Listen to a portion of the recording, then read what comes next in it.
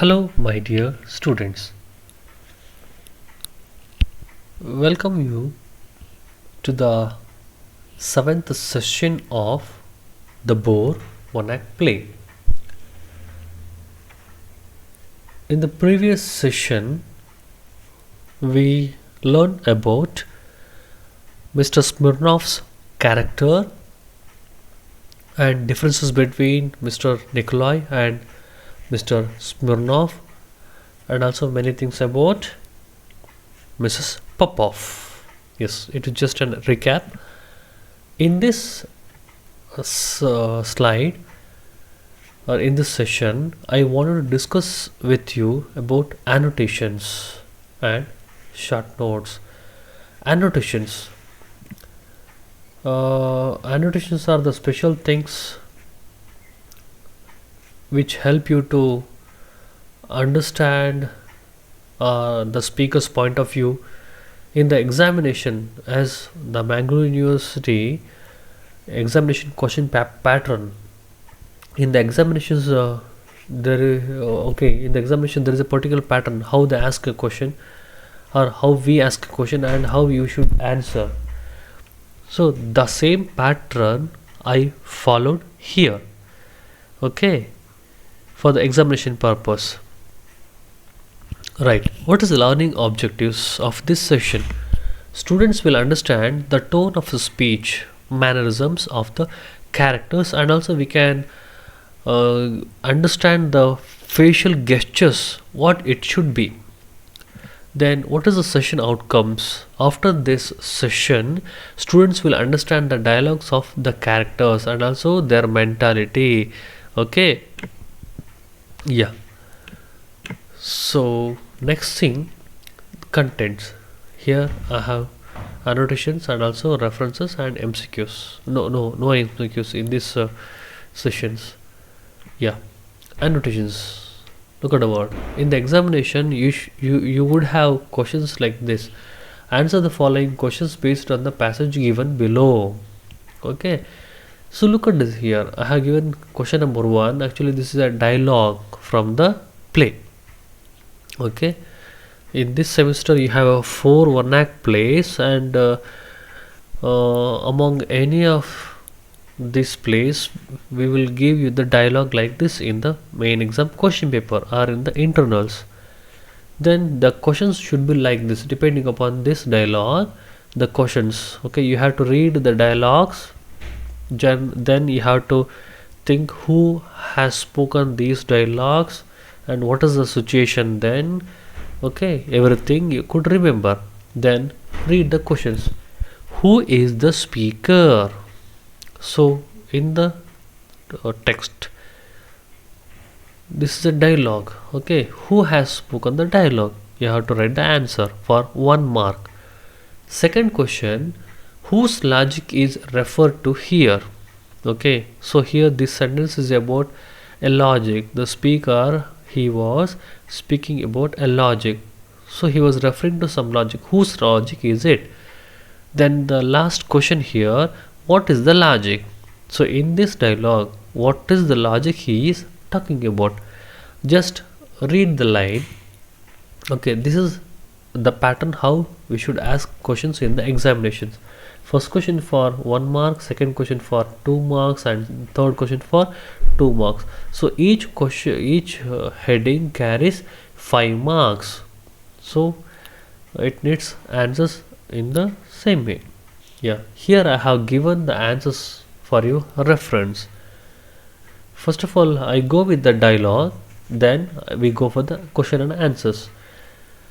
Read the dialogue along with me. You shall see how I can love and forgive. My love will die only with me when my poor heart stops beating. She smiles through her tears, and aren't you ashamed? I have been a good, true wife. I have imprisoned myself. This is a dialogue. When I read or you read the dialogue, maybe you can guess whose words are these. Okay, just look at the questions here. First question, who is the speaker?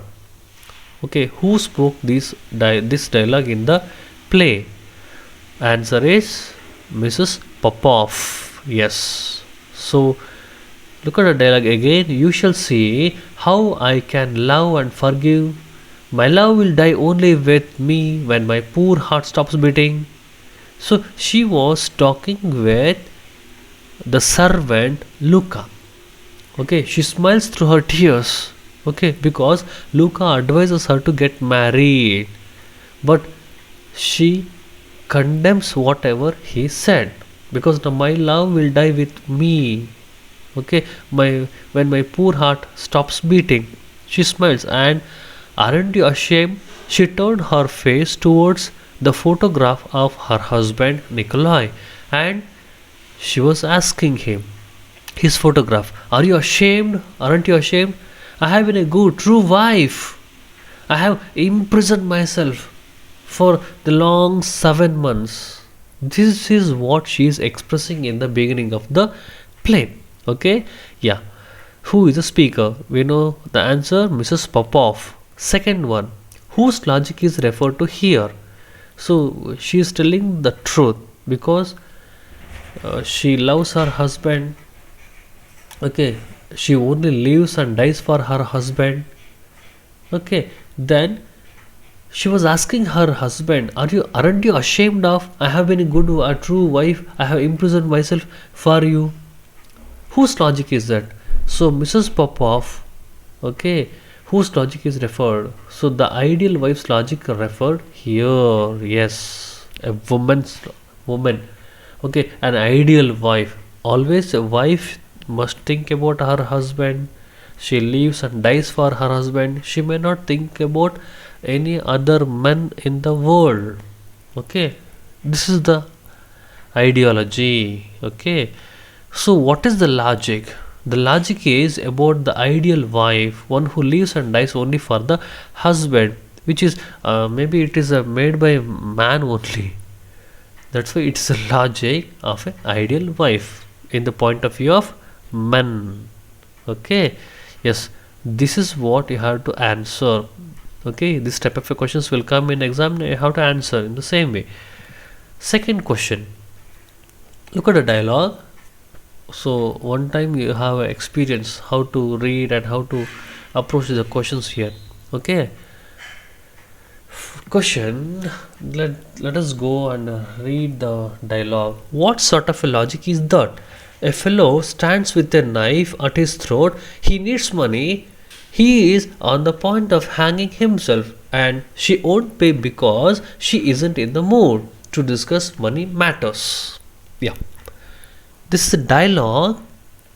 Okay, can you guess where it comes? Who is the speaker? Let us go to the questions here. Who is the speaker? Okay, second question, whose logic is referred to here? And what is the logic? Right, yeah, let us go to the answers.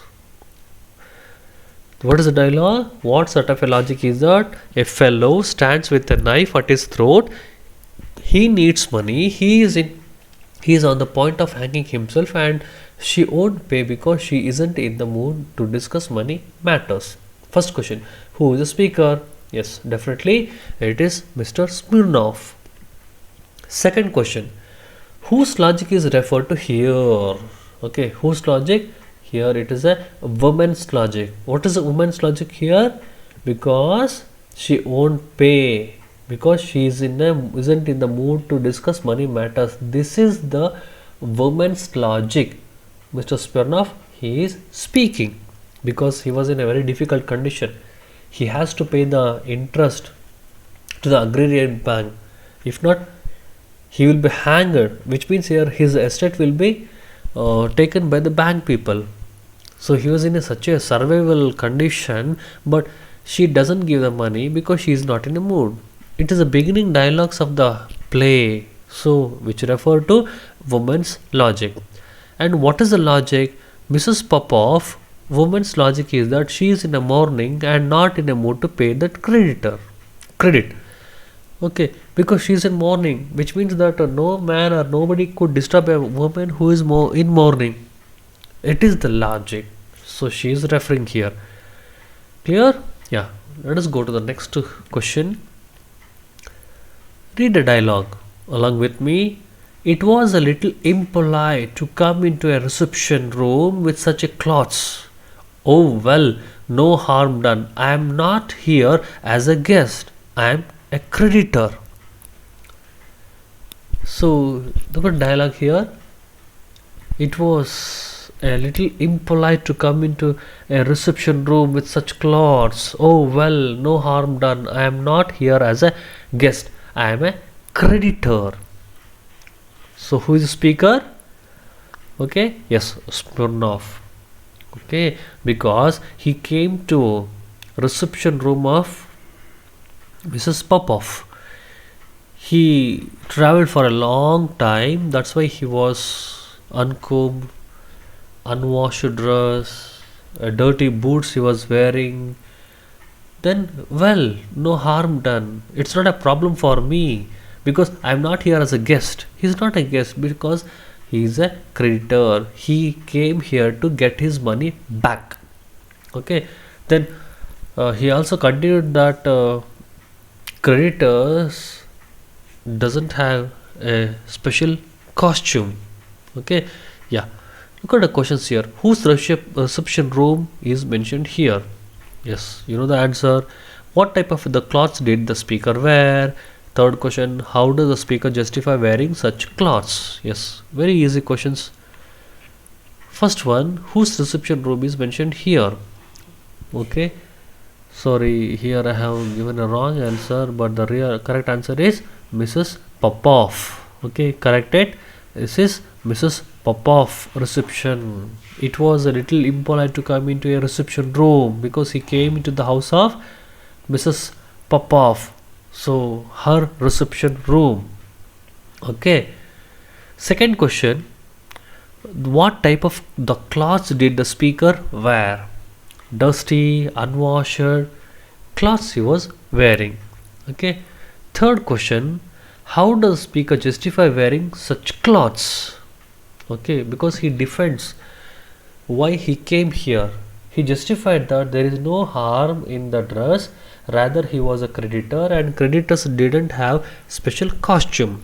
Definitely, because he lent some money to Nikolai, so now he wants his money back. So maybe he can come in any dress, so nobody questions, right? So next question. Lord, what a woman! I never in my life met one like her. I am lost, ruined. I have been caught like a mouse in a trap. Yes, again it's Spirnov's dialogue. It is at the near end of the play. Which woman is referred to here? Okay, second question. What impression does the woman create in man? So, by listening this dialogue, you can guess. What is the comparison made here? Why was such a comparison made? Okay, here comparison made. Just read the dialogue again. Lord, what a woman! I never in my life met one like her. I'm lost, ruined. I have been caught like a mouse in a trap. Okay, yes, a very beautiful line. Look at the first question here. Which woman is referred to here? Answer is the woman whom he likes, that is Mrs. Popov. But she is on the toe to shoot him. Right, this is the answer. You can just write the name Mrs. Popov or you can write here like this. Second question. What impression does the woman create in the man? Mrs. Popov, the woman impressed him with her beauty and innocent love for her dead husband, which impressed Mr. Smirnov very much. Okay, that's why he said that. Yeah, next comparison. What is the comparison made here? Why was such a comparison made? Okay, what is the comparison? Read the sentence again. I am lost, ruined. I have been caught like a mouse in a trap. Okay, mouse in a trap. So that's a comparison. The mouse caught in a trap is a comparison because he started to like her, love her, almost love her, but she is not. She is ready to kill him. So he thought that there is no way to come out of the trap. Okay, uh, this is the fourth question we discussed. So meanwhile, so just think through these dialogues, annotations, what we learned. We had a recap of the whole play. Okay, so in the examination also it is quite important, or if you mention or if you write dialogues, okay, in the examination in your answers, the essay type answers for 5 marks or 10 marks, so it's natural that you will get a good marks. Okay, just read the dialogues here, how these dialogues effectively used by Anton Chekov. Okay, the comparisons whatever he made here, the whole play we had a recap here. Okay, so and write a, you will have a questions like this, write a short notes on these characters, because we have only 4 characters discussed in the play: Mr. Nikolai, Mrs. Popov, Luka, and Spirnov. So this thing we did it in the previous session under the characters. Okay, yeah. So thank you very much. Here I conclude the annotation session, but it's very interesting to go with the dialogues and to answer them, because annotations where they carries 1 mark for first question, second question carries 2 marks, third question carries 2 marks, 5 marks. So if you are familiar with the textbook, the dialogues and the characters, it's quite easy for you people, and you can also expand these dialogues in your answers also. It's quite interesting. Okay, so use it. All the best. Thank you very much. See you in the next session.